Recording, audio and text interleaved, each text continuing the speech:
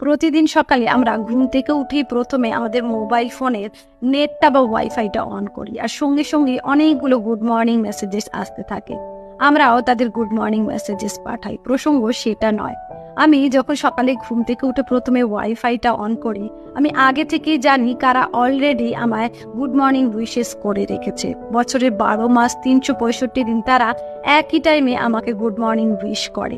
আমি তাদের good morning wish করলাম কি করলাম না তাতে তাদের কিচ্ছু আসে যায় না। তারা কখনো ইগো দেখায় না যে সে তো করে না, আমি কেন করব, বরঞ্চ আমিই ভুলে যাই। এটাই সম্পর্ক।